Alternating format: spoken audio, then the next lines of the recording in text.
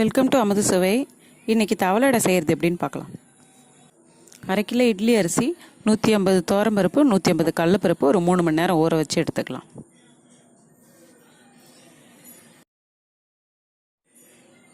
ஒரு 5 வெங்காயம் நல்லா கட் பண்ணிக்கலாம். ஒரு 6 பச்சை மிளகாய் கட் பண்ணி வச்சுங்க. கொஞ்சம் கருவேப்பிலை,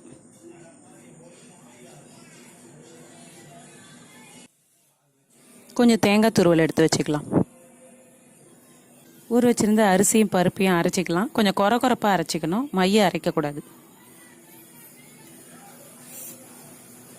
இந்த அரைச்ச மாவில் தாளித்து சில பொருளெல்லாம் கொட்ட போகிறோம். அதுக்கு 2 டேபிள் ஸ்பூன் எண்ணெய் எடுத்துக்கலாம். கொஞ்சம்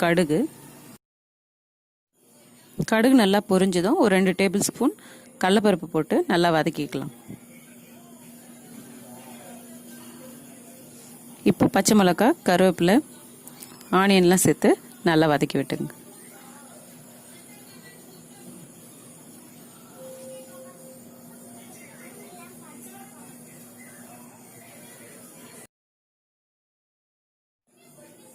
ஒரு 10 நிமிஷம் நல்லா வதங்கட்டும்.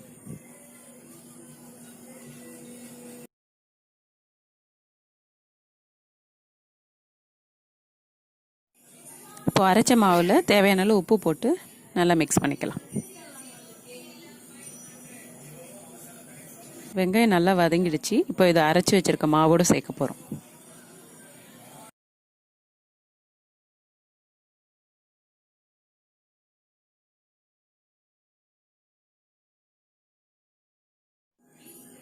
இந்த வதக்கின பொருள் எல்லாம் மாவோடு நல்லா கலந்து வச்சுக்கோங்க.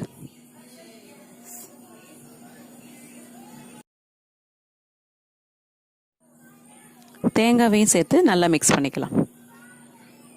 தேங்காய் நல்லா டேஸ்ட் தரும், அதனால் சேர்த்துக்கலாம். நல்லா மிக்ஸ் ஆகிடுச்சு. இப்போ தவளையடை ஊற்றலாம்.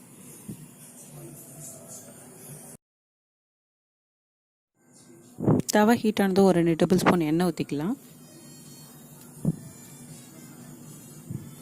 இப்போது அடை ரெடி பண்ணுவோம். இதுக்கு கொஞ்சம் எண்ணெய் அதிகமாக தேவைப்படும். சின்னதாக ஊற்றி சிம்மில் வச்சு வேக வைக்கணும்.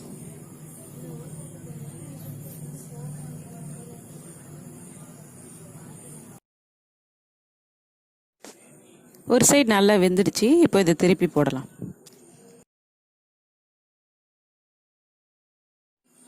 அவ்வளோதாங்க, நல்லா கோல்டன் கலரில் வெந்துடுச்சு. இப்போ பரிமாறலாம். Thank you. Please like and subscribe.